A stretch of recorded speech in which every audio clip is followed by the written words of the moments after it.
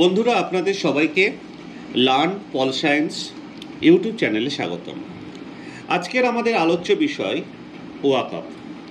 বহু চর্চিত, গুগল থেকে শুরু করে সমস্ত অনলাইন মিডিয়া, সোশ্যাল মিডিয়াতে ট্রেন্ড করছে ওয়াকফ। আজকে আমরা বাংলাতে জানার চেষ্টা করব যে ওয়াকফ কী, কেন, কোথায়, কাদের জন্য, নতুন আইন সরকার কেন আনছে এবং আইনে কি পরিবর্তন হতে চলেছে। আমরা জানব যে ভারতবর্ষ ছাড়া ওয়াকফ আর কোথায় রয়েছে। ওয়াকফ সংশোধনী বিল 2025 কি এমন আনছে, কি এমন আছে যার জন্য সমগ্র মানুষ, বিশেষ করে মুসলিম সম্প্রদায়ের মানুষ চিন্তিত এবং দুশ্চিন্তাগ্রস্ত হয়ে রয়েছে। তো আমরা সম্পূর্ণভাবে আগে ওয়াকফ সম্পর্কে জানব। তো সবার আগে আমাদের যেটা জানার সেটা হচ্ছে ওয়াকফ কি, হোয়াট ইজ ওয়াকফ। ওয়াকফ হচ্ছে মূলত একটি ইসলামিক ধারণা। ইসলামিক মানে এই ধারণাটা ইসলামের ঐতিহ্য, ইসলামের সঙ্গে জড়িয়ে রয়েছে। এটা কি? এটা হচ্ছে এমন এক ধরনের সম্পত্তি, মৃতপ্রায়, মানে এই সম্পত্তি দানে আসে যা ইসলামিক আইনের অধীনে একটি অপরিবর্তনীয় দাতব্য দান। মানে এই দান ইসলামিক যারা, ইসলাম ধর্মে যারা বিশ্বাস করে, ইসলামের আদর্শে যারা নিজেদেরকে বলিয়ান মনে করে, ইসলামের আদর্শ এবং আল্লাহ রসুলকে যারা মানে, তাদের কাছে ওয়াকফ একটা আল্লাহ বা ইসলামের একটা আদর্শকে বহন করে যা ইসলামিক আইনের অধীনে পড়ে। এই ওয়াকফের মূল উদ্দেশ্য হচ্ছে একটা চ্যারিটেবল উদ্দেশ্য, যার মাধ্যমে বিভিন্ন ক্ষেত্রে যারা পিছিয়ে পড়া মুসলিম সম্প্রদায় আছে, যারা শিক্ষা দীক্ষা পিছিয়ে রয়েছে, তাদেরকে একটা চ্যারিটেবল বেনিফিট করা। অর্থাৎ এই মুসলিম সম্পত্তি, অর্থাৎ এই ইসলামিক দানের মাধ্যমে, এই সম্পত্তির মাধ্যমে পিছিয়ে পড়া মুসলিম সমাজকে সামনের দিকে নিয়ে যাওয়া, এগিয়ে নিয়ে যাওয়ার এটা একটা প্রচেষ্টা হচ্ছে ওয়াকফ। এবং ওয়াকফের একটা ম্যানেজিং ট্রাস্টি থাকে। এটা বহু প্রাচীন সুলতানি সময় থেকে রয়েছে, যাকে মুতোয়ালি বলা হয়। যেটা মুতোয়ালি মানে রক্ষাকর্তা, যেটা ভারতবর্ষে ওয়াকফ বোর্ড এই রক্ষাকর্তার ভূমিকা পালন করে।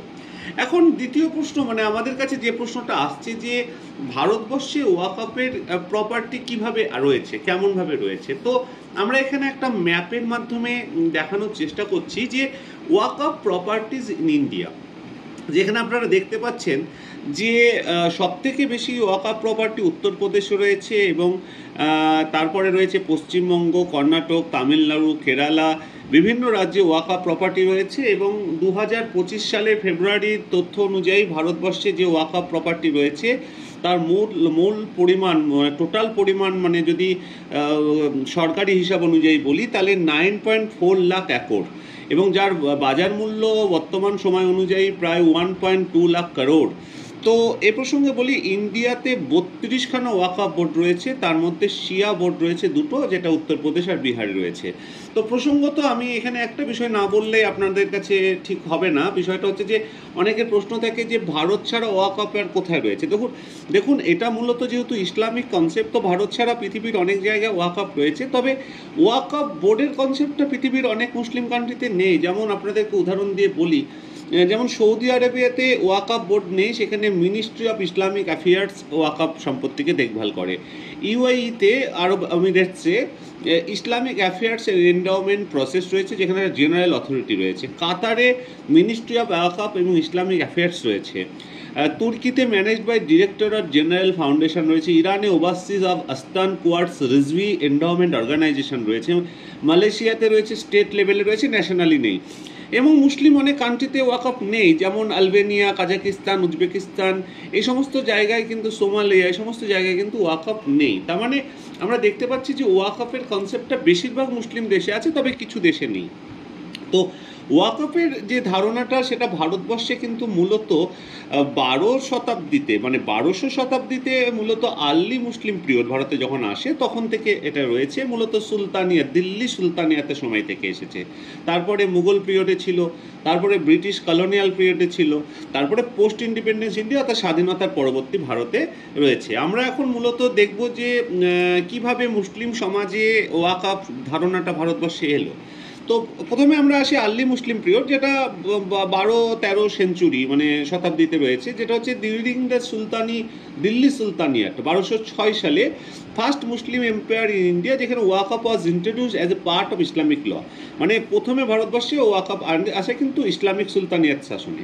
একটা ইসলামিক ল অনুযায়ী তার মূল পারপাস ছিল হসপিটাল, মাদ্রাসা, মসজিদ তৈরি করা। তারপরে করতে গেলে মুঘল যুগে আসে, মুঘল সম্রাটের ক্ষেত্রে আমরা দেখেছি যে মুতোয়ালি নিয়োগ করা হয়, যারা ওয়াকফ সম্পত্তি ম্যানেজ করে, যার পারপাস ছিল হচ্ছে ইসলামিক ডেভেলপমেন্ট, ইনস্টিটিউশনকে, ইনফ্রাস্ট্রাকচারকে ডেভেলপমেন্ট করা। পরবর্তীকালে আমরা ব্রিটিশ পিরিয়ডেও কিন্তু ওয়াকফ দেখতে পাই, যেখানে ওয়াকফ অ্যাক্ট 1832 সালে আসে, যার মাধ্যমে ব্রিটিশরা ওয়াকফ সম্পত্তিকে অ্যাপয়েন্টেড মানে নির্দিষ্ট অ্যাপয়েন্টেড অথরিটি নিয়োগ করে এবং তারা কিন্তু ওয়াকফ সম্পত্তিকে দেখভাল করে। তবে স্বাধীনতার পর আমরা জানি যে স্বাধীনতার ইতিহাসটা ভারতবর্ষের একটা কলঙ্কজনক ইতিহাস ছিল, যে ধর্মের ভিত্তিতে দেশভাগ হয়। মোহাম্মদ আলী জিন্নার 2 নেশন থিওরি ছিল, যেখানে তিনি বলেছিলেন Hindus and Muslims R 2 Nations. এই যে 2 নেশন থিওরি, এই 2 নেশন থিওরির প্রেক্ষিতে আমরা দেখতে পাই যে ভারতবর্ষ ধর্মের ভিত্তিতে ভাগ হয়, পাকিস্তান রাষ্ট্র তৈরি হয়, ভারত তৈরি হয়। কিন্তু পাকিস্তান ধর্মের ভিত্তিতে তৈরি হয়, ইসলামিক আইন গ্রহণ করে, কিন্তু ভারতবর্ষ কিন্তু সব ধর্ম সর্বধর্ম সমন্বয়ে বিশ্বাসী ছিল এবং তৎকালীন ভারতবর্ষের নেতারা ভারতবর্ষকে কিন্তু হিন্দু রাষ্ট্র বলে ঘোষণা করেনি এবং সেটাকে ভারতবর্ষকে ধর্মনিরপেক্ষ একটা চরিত্র সংবিধানে 25 নম্বর ধারা, 26 নম্বর ধারা, 14 নম্বর ধারা থেকে শুরু করে একটা সকলের ইকুয়ালিটি বিফোর দ্য ল, সকলের ধর্মীয় স্বাধীনতার অধিকারকে লিপিবদ্ধ করে। তো ভারতবর্ষে অন্যান্য ইসলামিক যে দেশগুলো রয়েছে, বিশেষ করে পাকিস্তানের মতো দেশ, সেখানে সংখ্যালঘু হিন্দু, খ্রিস্টান, জৈনদের সম্পত্তিকে তারা রক্ষা করতে পারেনি, কিন্তু ভারত সরকার কিন্তু রক্ষা করার চেষ্টা করেছে এবং তার জন্যই ভারত সরকার কিন্তু স্বাধীনতার পর পণ্ডিত জওহরলাল নেহরুর প্রধানমন্ত্রীত্বের সময়কালীন 1954 সালে ভারতবর্ষে ওয়াকফ অ্যাক্ট নিয়ে আসে, ওয়াকফ আইন, যে আইনটাই হচ্ছে ভিত্তি। এই যে আজকে আমরা আলোচনা করছি ওয়াকফ অ্যামেন্ডমেন্ট বিল, সংশোধনী বিল, তার ভিত্তি কোনটা, আইনটা কোনটা? আইনটা হচ্ছে ওয়াকফ অ্যাক্ট 1954, যে আইনটা পরবর্তীকালে বিভিন্ন সময় সংশোধন হয়েছে, যে আইনটার ভিত্তিতেই ভারতবর্ষে ওয়াকফ বোর্ড তৈরি হয়েছে।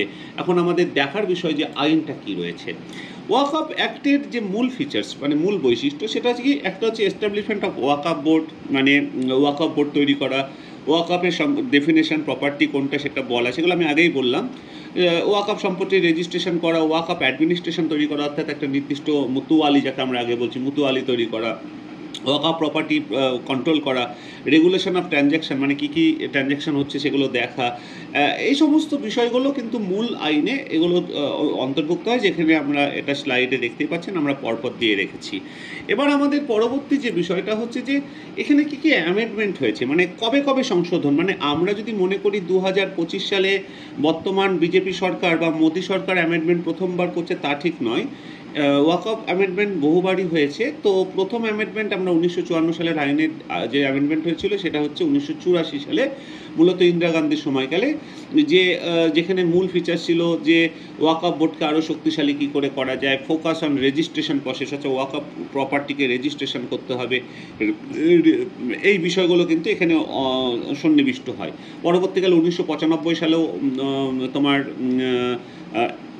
সংশোধন হয়, যেখানে অডিট, অ্যাকাউন্টেবিলিটিকে মেনটেন করা, অর্থাৎ ওয়াকফ সম্পত্তিকে অডিট করা, সেন্ট্রাল ওয়াকফ কাউন্সিল তৈরি করা, মেনটেন্যান্সের রেকর্ড করা, এই বিষয়গুলো কিন্তু সেখানে লিপিবদ্ধ করা হয়। এবং তার পরবর্তীকালে আমরা দেখতে পাই যে 1984, 95 সালের পরেও কিন্তু আইনের সংশোধন হয়েছে। আমরা দেখতে পাচ্ছি এখানে 2013, এটা ইউপিএ গভর্নমেন্ট, তোমরা জানো যে ডক্টর মনমোহন সিংয়ের সরকারের সময় কিন্তু, যেটাকে বর্তমান 2025-এ বিজেপি সরকার বলছে যে এই আইন যারা সংশোধন করছে, যেটা মূলত 2013 সালের সংশোধনী বিলটাকে সামনে রেখে। তো 2013 সালের যে সংশোধনী বিল ইউপিএ সরকারের সময় আসে, সেখানে কী কী বিষয় মূলত ছিল, সেখানে দেখা যায় time bound process resolving dispute, অর্থাৎ একটা নির্দিষ্ট সময়কালীন বিষয়ে ওয়াকফ সম্পত্তি নিয়ে যে ডিসপিউট হবে তাকে মীমাংসা করা, ম্যানেজমেন্টকে অ্যাকাউন্টেবল করা, অর্থাৎ ট্রান্সপারেন্সি, দক্ষতা বৃদ্ধি করা, empowerment of state Waqf board, অর্থাৎ রাজ্যের ওয়াকফ বোর্ডগুলোকে শক্তিশালী করা, সেন্ট্রাল ওয়াকফ কাউন্সিল তৈরি করা, লিগাল অ্যাকশন, ট্রান্সপারেন্সি, অর্থাৎ যে কোনো ওয়াকফ সম্পত্তি বিষয়ে লিগাল অ্যাকশন তৈরি করা। অর্থাৎ সামগ্রিকভাবে 2013 সালের যে আইন তৈরি হয় ওয়াকফ সম্পত্তিকে কেন্দ্র করে ইউপিএ সরকারের সময়, সেখানে ওয়াকফ সম্পত্তিকে রক্ষা করা, তাকে বাঁচিয়ে রাখা এবং তার ট্রান্সপারেন্সিকে রক্ষা করার চেষ্টা করা হয়। পরবর্তীকালে আর একটা সংশোধন আমরা মোদী সরকারের আমলেও দেখতে পাই, যেটা নিয়ে খুব বিশেষ আলোচনা হয় না, সেটা খুব সামান্য সংশোধনের মধ্যে পড়ে 2020 সালে ওয়াকফ অ্যামেন্ডমেন্ট অ্যাক্ট, যেখানে ডিজিটালাইজেশন, অর্থাৎ যেটা মোদী সরকারের ডিজিটাল ইন্ডিয়া প্রসেস, এই ডিজিটালাইজেশন অফ ওয়াকফ রেকর্ড, অর্থাৎ ওয়াকফ সম্পত্তিকে একটা ডিজিটাইজেশন করা, এটা একটা চেষ্টা করা হয়। এছাড়াও একটা স্পেশাল পারপাস ভেহিকল, একটা এসপিভি মডেল আনা হয়। এছাড়াও ডিজিটাল রেকর্ড কিপিং ম্যানেজমেন্ট সিস্টেমকে শক্তিশালী করা হয়। তাহলে সামগ্রিকভাবে যে আমরা সংশোধনগুলো দেখলাম, তাতে দেখলাম যে ওয়াকফকে কীভাবে শক্তিশালী করা হয়। এখন আমাদের কাছে যেটা সবথেকে গুরুত্বপূর্ণ প্রশ্ন, এবং যে উত্তর আপনারা পেতে চাইছেন, যে নতুন অ্যামেন্ডমেন্ট বিল কেন এবং কী কারণে সরকার আনছে। দেখেন, সরকারের যে উদ্দেশ্য, বর্তমান বিজেপি সরকার যেটা বলতে চাইছে, যারা ওয়াকফ আইনটার পরিবর্তন তারা করতে চাইছে, মানে বাতিল করতে চাইছে না, ওয়াকফ বোর্ডকে কোনোভাবেই বাতিল করতে চাইছে না, এটা কিন্তু একটা মাথায় রাখুন। তারা ওয়াকফের মধ্যে আধুনিকীকরণ, মডার্নাইজেশন আনতে চাইছে এবং কিছু পরিবর্তন এর মধ্যে আনতে চাইছে। পরিবর্তনে এখানে আমরা একটা সামগ্রিক একটা রূপ দেওয়ার চেষ্টা করলাম। কোনো বিষয় আপনাদের যদি অতিরিক্ত জানার হয় অবশ্যই কমেন্ট করবেন, কমেন্টের মাধ্যমে আমি নিশ্চয়ই রিপ্লাই করব। তো এখানে দেখেন, প্রথমটা হচ্ছে যে রিনেমিং দ্য অ্যাক্ট, অর্থাৎ একটা নাম দেওয়া হচ্ছে। নামটা কি দেওয়া হচ্ছে? উমিদ। উমিদ হচ্ছে একটা হিন্দি শব্দ, যার নাম হোপ। হোপ ফর কার? What hope? কিসের আশা, কিসের ইচ্ছা? সেটা হচ্ছে management, empowerment, efficiency and development. অর্থাৎ নতুন যে আইনটা হচ্ছে তার নাম হচ্ছে Umeed, unified waqf management, empowerment, efficiency development act. দ্বিতীয় হচ্ছে inclusion of non Muslim members. অর্থাৎ এর আগে অবধি, যেটা খুব নতুন দেখছেন, আগে অবধি ওয়াকফ বোর্ডে কোনো কিন্তু নন মুসলিমরা চান্স পেত না। এই আইনে বলা হচ্ছে ওয়াকফ বোর্ড এবং ওয়াকফ রেগুলেটরি অথরিটি সিস্টেমের মধ্যে নন মুসলিম, অর্থাৎ মুসলিম ছাড়া অন্য ধর্মের মানুষেরা ইনক্লুশন হবে। 3 নম্বর গুরুত্বপূর্ণ বিষয় হচ্ছে ওম্যান রিপ্রেজেন্টেশন, যেটা খুব গুরুত্বপূর্ণ। এটা মাথায় রাখবেন যে ওয়াকফ বোর্ড, অর্থাৎ মুসলিমদের যে প্রতিনিধিত্ব ছিল, সেখানে কিন্তু মুসলিম মহিলাদের প্রতিনিধিত্ব ছিল না। নতুন আইনে বলা হচ্ছে যে ওয়াকফ বোর্ডে 2 জন করে Muslim women, not non Muslim, Muslim ওমেনকে women empowerment, gender inclusivity, gender inclusion, অর্থাৎ মুসলিম ওমেনদেরকে ঢোকাতে হবে। ওয়াকফ ইউজার রিমুভাল, অর্থাৎ এটা খুব ইম্পর্টেন্ট একটা বিষয়। ওয়াকফ বাই ইউজার প্রভিশন, মানে ইউজার ওয়াইজ ওয়াকফ প্রভিশন, যেখানে আমি তো একটা দান করে দিলাম আর ওয়াকফ সম্পত্তি হয়ে গেল, এই ব্যাপারটা ঠিক এইভাবে আসবে না। তোমার একটা জাস্টিফিকেশন হবে, একটা কোর্টের বিষয় আছে। তুমি বলে দিলে দান করলাম, দানটা করলে কার সম্পত্তি দান করলে, তোমার না অন্যের, সেটাও কিন্তু বিবেচনাধীন। অর্থাৎ তুমি, এটা কিন্তু একটা খুব গুরুত্বপূর্ণ বিষয়, এই নিয়ে পরে আমি নিশ্চয়ই আবার আলোচনা করব। সেকশন 40 রিপিল, মানে এটাকে রিপিল করা হলো, মানে ইট প্রসেস। সেকশন 40 ওয়াকফ আইনের একটা গুরুত্বপূর্ণ বোর্ড, মানে আইন, যেখানে অথরিটি দেওয়া হয়েছিল প্রপার্টিতে। ওয়াকফ বোর্ডকে একটা সম্পূর্ণ অথরিটি দেওয়া হয়েছিল যে কোনটা মুসলিম প্রপার্টি, কোনটা ইসলামিক প্রপার্টি, সেটার ক্ষেত্রে একটা কিন্তু রিপিল করা হলো, বাতিল করা হলো। প্রোটেকশন অফ ট্রাইবাল ল্যান্ড, দেখো এটা খুব গুরুত্বপূর্ণ বিষয়। ভারতবর্ষে কিন্তু 371 নম্বর ধারা থেকে শুরু করে এর আগে 370ও দেখেছি যে কিছু এরিয়া রয়েছে যেটা আদিবাসীদের জন্য চিহ্নিত রয়েছে। যেমন পশ্চিমবঙ্গে দার্জিলিং, গোর্খা অঞ্চলটা, দোয়াশ অঞ্চলটা আদিবাসীদের নির্দিষ্ট জায়গা। তো আদিবাসী ল্যান্ডকে কিন্তু ওয়াকফ ল্যান্ড করার ক্ষেত্রে বাধা রয়ে গেল এটা নতুন আইনে। একটা শিডিউল 5 এবং শিডিউল 6-এর অধীন যেগুলো আদিবাসী ল্যান্ড, সেটার কাছে একটা সেফগার্ড দেওয়া হলো। এনহান্স ট্রান্সপারেন্সি, এটা আগেই বললাম। আর ডিসপিউট রেজলিউশনের ক্ষেত্রে কিন্তু local government, DM, district magistrate, এদেরকে কিছু অতিরিক্ত পাওয়ার দেওয়া হলো এবং একটা ম্যানেজমেন্ট, একটা সরকারিকরণ, একটা তুমি বলে দিলে ওয়াকফ আর আমি বললাম ওয়াকফ না, এটা কিন্তু ম্যানেজমেন্টের ডিসপিউট হবে এবং ম্যানেজমেন্টের পুরো সমস্যাটা ডিস্ট্রিক্ট অথরিটির কাছে যাবে, অর্থাৎ অ্যাডমিনিস্ট্রেটিভ পোস্টের কাছে যাবে। তারপরে কোনো কিছু বিবাদ হলে কোর্ট মীমাংসা করবে। অর্থাৎ ওয়াকফ বোর্ড একটা মুসলিম ইসলাম